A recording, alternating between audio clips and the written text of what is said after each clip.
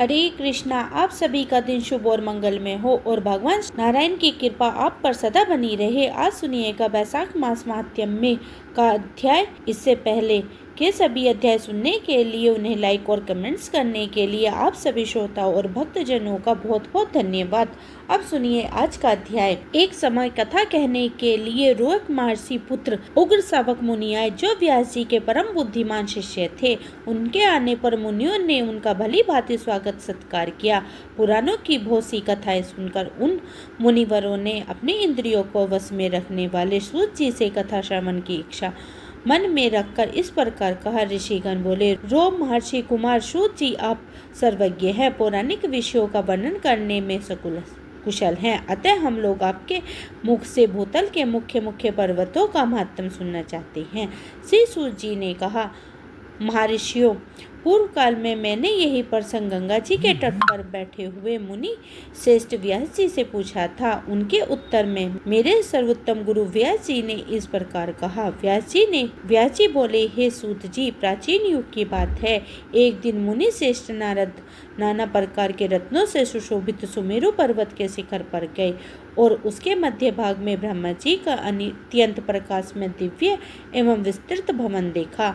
उसके उत्तर प्रदेश में पीपल का एक उत्तम वृक्ष था। उसकी ऊंचाई लगभग 100 योजन की और विस्तार दुगना था। उस पीपल के मूल भाग के पास अनेक प्रकार के रत्नों से युक्त दिव्य मंडप बना हुआ था। उसके वेद्यों, मोती और मणियों के द्वारा स्वस्थ गृह बनाए गए थे। वह दिव्य मंडप नए रत्नों से चिन्हित तथा दिव्य तोरंगों से सुशोभित था। उसका मुख्य द्वार रागमणि बना हुआ था। उसका गोपुर 7 मंजिल का था। चमकते हुए हीरों से बनाए गए 2 किवाड़ उस द्वार शोभा बढ़ा रहे थे। उस मंडप के अंदर प्रवेश करके नारद जी ने देखा, दिव्य मोतियों का एक बड़ा मंडप है। उसमें वेद्यों मणि की वेदी बनी हुई है। महामुनि ने नारद जी उस ऊंचे मंडप के ऊपर चढ़ गए।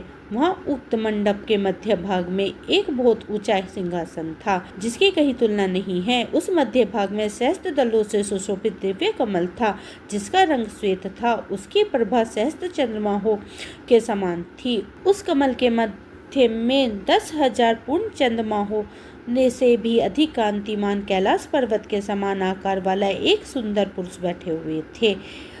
उनकी 4 भुजाएं थी, अंग अंग से उदारता टपक रही थी। वाहरा के समान मुख था। वे परम सुंदर भगवान पुरुषोत्तम अपने चारों हाथों में शंख, चक्र, अभय एवं वर धारण किए हुए थे। उनके कटी भाग में पीताम्बर शोभा पा रहा था। दोनों नेत्र कमल दल के समान विशाल थे। सौम्य मुख पूर्ण चंद्रमा की शोभा को तिरस्कृत कर रहा था। मुख अरविंद से धूप की सी सुगंध निकल रही थी। सामवेद उनकी ध्वनि से यज्ञ उनका स्वरूप, सुख उनका मुख था और श्वास उनकी नासिका थी। मस्तक पर धारण किया हुआ मुकुट के प्रकाश से उनका मुख अत्यंत उज्ज्वल हो रहा था। उनके वक्षस्थल में श्री वत्स का चिन्ह सुशोभित था। श्वेत यज्ञ पवित्र धारण करने से उनके श्री अंग की शोभा और भी बढ़ रही थी। उनकी छाती चौड़ी और विशाल थी। वे कौस्तुभ मणि की दिव्य प्रभा से दीप्तिमान हो रहे थे। ब्रह्मा, वशिष्ठ, अत्रि, मार्कंडेय तथा भृगु मुनीश्वर दिन रात उनकी सेवा में संलग्न रहते थे। इंद्र आदि लोकपालों और गंधर्व से सेवित देवता देवेश्वर भगवान के पास जाकर नारद जी ने प्रणाम किया और पृथ्वी को धारण करने वाले उन वाहरे भगवान का दिव्य उपनिषद मंत्रों से स्तुति करके अत्यंत प्रसन्न होकर वे उनके पास ही खड़े हो गए। इतने में ही दिव्य धूमधुमी बज उठी। उसके बाद वहां पृथ्वी देवी का शुभागमन हुआ। रत्नों सहित समुद्र के समान दिव्य वस्त्र धारण करके वे बड़ी शोभा पा रही थी। इला और पिंगला नाम वाली 2 सखियां उनके साथ थी। उन दोनों के लाए हुए फूलों को लेकर पृथ्वी देवी ने भगवान वारा के चरणों में बिखेर दिया और उन देवेश्वर को न करके वे दोनों हाथ जोड़कर उनके आगे खड़ी हो गई। तब वारा भगवान ने कहा, पृथ्वी देवी, मैं तुम्हें शेषनाग के सुखदायक मस्तक पर बैठा कर और संपूर्ण विश्व को तुम्हारे ऊपर स्थापित करके पर्वतों को तुम्हारा सहायक बनाकर यहाँ आया हूँ। फिर किस लिए तुम यहाँ आई हो? पृथ्वी देवी बोली, भगवान, आपने पाताल से मेरा उद्धार करके ऊंचे रत्न सिंहासन की भांति शेषनाग के रतन युक्त मस्तक पर जो सहस्त्र फनों से सुशोभित है वहाँ मुझे बिठाया है। इस प्रकार मुझे भली भांति स्थिर करके मुझे धारण करने में समर्थ पुण्यात्मक परमत्तों को भी मेरे ऊपर स्थापित किया है, जो आपके ही स्वरूप हैं। हे महाबाहु पुरुषोत्तम, उन पर्वतों में से जो मेरे आधारभूत मुख्य पर्वत हैं, उनका मुझे परिचय दीजिए। तब श्री भगवान वारे ने कहा, सुमेरु, हिमवादी, मंदराचल, गंधमर्दन, शालिग्राम, चित्रकूट, मानवर, महेंद्र, माल्य, साहे सिंह, चल, रेवती तथा मेरु पुत्र अंजनी जो बड़े भारी स्वयं पर्वत हैं, वे वसुंधरी, ये सभी श्रेष्ठ पर्वत तुम्हारे आधार हैं। मैंने देव समूह और ऋषियों समूह के साथ इन पर्वतों का दर्शन किया है। हे माधवी, इसमें जो श्रेष्ठ है उसका यथार्थ वर्णन करता हूँ। सुनो देवी, शालग्राम चला तथा गिरिराज गंध मर्दन यह उत्तम शैल हिमालय की ओर उत्तर दिशा में स्थिर है। वासुदेव, अब मैं दक्षिण में प्रधान पर्वतों का नाम बताता हूँ। अरुणाचल, हस्ती पर्वत, द्रोणाचल तथा घटिका चल, यह सभी श्रेष्ठ पर्वत क्षीर नदी समीवर्ती हैं। हस्ती पर्वत से 5 योजन उत्तर सुवर्णमुखरी नामक उत्तर नदी बहती है। उसी के उत्तर तट पर कमल सरोवर है, जिसके किनारे सुखदेव जी को वर देने वाले तथा भक्तों की भीड़ होने का नाश करने वाले भगवान श्री कृष्ण बालभद्र जी के साथ निवास करते हैं। शुद्ध चित्त वाले वनप्रस्थ मुनि सदा उनकी आराधना करते हैं। कमला सरोवर से उत्तम 2 कोस की दूरी पर कल्प वृक्षों से सुशोभित श्रेष्ठ वन में श्री वेंकटाचल प्रसिद्ध पर्वत है, जो भगवान विष्णु का महान आश्रय है। वहाँ शैलराज 1 योजन ऊंचा और 7 योजन चौड़ा है। वह समूचा पर्वत स्वर्ण में है, उसके शिखर रत्न धारण करने वाले हैं। इंद्र आदि देवता, वशिष्ठ आदि मुनीश्वर, सिद्ध साध्य दानव, दैत्य, राक्षस तथा रंभा आदि अप्सराएं महानियम पूर्वक निवास करती हैं। नाग, गरुड़ और किन्नर वहाँ तपस्या करते हैं। इन सबसे सेवित अनेक नदियां हैं, जिनका दर्शन भी पुण्य प्रदायक है। जो पर्वत देवी उस पर्वत पर अनेक प्रकार के दिव्य सरोवर शोभा पा रहे हैं। हे माधवी, अब मैं तुम्हें नारायण गिरी का महात्म्य बतलाता हूँ। ध्यान देकर सुनो। देवता, ऋषि तथा संक्रांति योगी सत्य युग में अंजन गिरी को, त्रेता में नारायण गिरी और द्वापर में सिंहचल और कल युग में परमात्मा भगवान विष्णु का निवास कहते हैं। अन्य विद्वानों का भी यही मत है।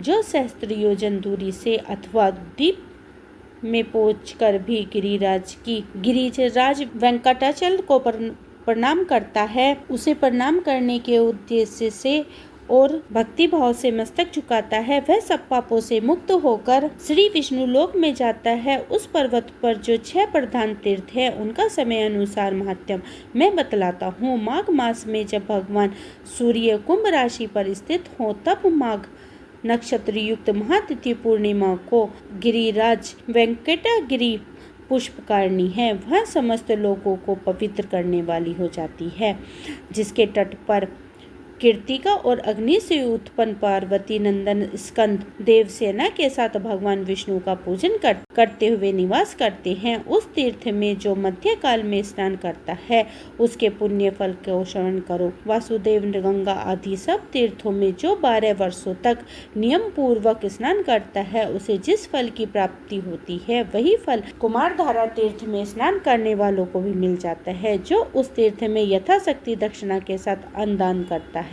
उसे भी उतना ही फल मिलता है जितना स्नान के लिए बताया गया है।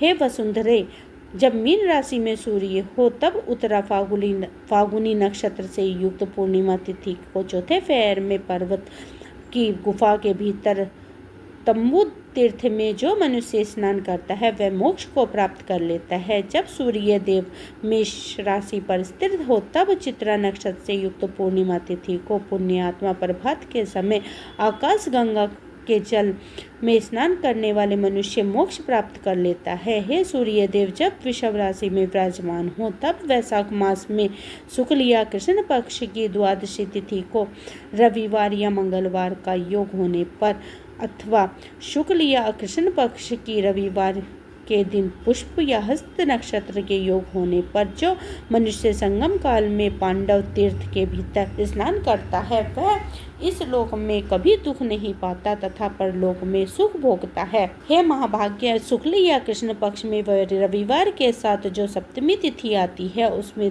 यदि पुष्य नक्षत्र या हस्त नक्षत्र का योग हो तब गिरिराज वेंकटाचल शिखर के पर्वत पर समस्त पाप वर्तमान पाप नाशक तीर्थ में जो स्नान करता है वह श्रेष्ठ मनुष्य कोटि जन्मों के उपार्जित पापों से मुक्त हो जाता है।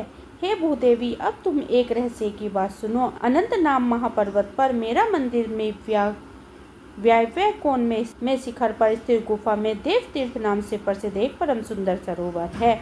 उसमें पुष्प नक्षत्र युक्त बृहस्पतिवार को व्यक्तपात योग में या श्रवण नक्षत्र युक्त सोमवार को जो स्नान करता है उसके पुण्य फलों का वर्णन सुनो। इस लोक में जानबूझकर या अनजाने में किया हुआ जो कोई भी पाप है वे सब अत्यंत पावन देव तीर्थ में गोता लगाते ही नष्ट हो जाते हैं।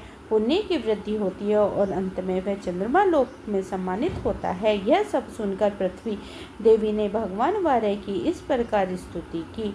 हे देव देवेश्वर, आपको नमस्कार है। महाभाव, आपकी श्वेत कांति क्षीर सागर के समान आपकी सहस्त्र भुजाएं हैं। आपने कल्प के आदि में एक कवा के जल से मेरा उद्धार किया है, तभी मैं संपूर्ण जगत को धारण करती हूँ। हे प्रभु, आप अनेक दिव्य आभूषणों से विभूषित तथा यज्ञ सूत्रों से शोभित हैं, लाल लाल वस्त्र धारण करते हैं और दिव्य रत्नों से अलंकृत होते हैं। आपकी चरण विंद प्रातः काल उदित होने वाले सूर्य नारायण के समान अरुण क्रांति वाले हैं। आपको बारंबार नमस्कार है। आपके दाढ़ों को अग्रभाग बाल चंद्रमा के समान शोभा पाता है। आपका बल और पराक्रम महान है। आपके श्रीअंगों में दिव्य चंदन और आलेख लगा हुआ है और कानों में तपाए हुए स्वर्ण के कुंडल झिलमिला रहे हैं। आप इंद्र नीलमणि से प्रकाशित स्वर्ण में बाजूबंद से विभूषित हैं। महाबल, आपने अपनी दाढ़ों के अग्रभाग से हिरणाक्ष नामक दैत्य का वक्ष स्थल चीर डाला था। आपके नेत्र खिले हुए हैं, कमल पुष्प के समान परम सुंदर हैं। आप अपने मुख से संवेद के मंत्रों का गान करते समय मेरे मन को मोह लेते हैं। हे विशाल लोचन, ब्रह्मा जी और भगवान शिव आपके चरणों में वंदना करते हैं। आपका श्री विग्रह सर्व विद्वान है। आप शब्दों में की पहुंच से परे हैं। आपको बार बार नमस्कार है। हे आनंद विग्रह, आपको नमस्कार है। इस प्रकार स्तुति करके पृथ्वी देवी ने भगवान के चरणों में प्रणाम किया। यह देखकर भगवान वारदेव के नेत्र हर्ष से खिल उठे। उन्होंने पृथ्वी देवी को साथ लेकर गरुड़ पर आरूढ़ होकर वहां से वृषभाचल यानी वेंकटगिरी को प्रस्थान किया। नारद आदि मुनीश्वरों से भगवान वारा स्वामी पुष्करणी के लोक पूजित पश्चिम तट पर निवास करते हैं। वहां अनेक मुनीश्वर महाभाग्य तथा ब्रह्मा जी के समान महात्मा पुरुष 12 मुख भगवान विष्णु की आराधना में संलग्न रहते हैं। हे सूर्य, जो मनुष्य हम दोनों के इस धर्म पावन संवाद को सुनता है अथवा देवताओं और ब्राह्मणों के आगे बढ़ता है वह प्रतिष्ठा को प्राप्त होता है तथा जितने लोग सुनते हैं उन सभी को अभिष्ट वस्तु की प्राप्ति होती है। सूर्य कहते हैं कि हे मुनीश्वर, भगवान व्यास जी ने यह महत्व मुझे कहा है और मैंने जैसे सुना है वैसे ही आप लोगों के सामने वर्णन कर दिया है। जय श्री कृष्णा। आज का अध्याय यहीं समाप्त होता है। इससे आगे का वृत्तांत में आप अगले अध्याय में सुनिएगा। ये थी आज की वीडियो। उम्मीद करती हूँ आज की वीडियो आपको पसंद आई होगी। वीडियो पसंद आई है तो वीडियो को लाइक करें, परिवार और मित्रों में शेयर करें। मिलती हूँ एक और नई वीडियो के साथ। तब तक के लिए हरे कृष्णा, राधे राधे।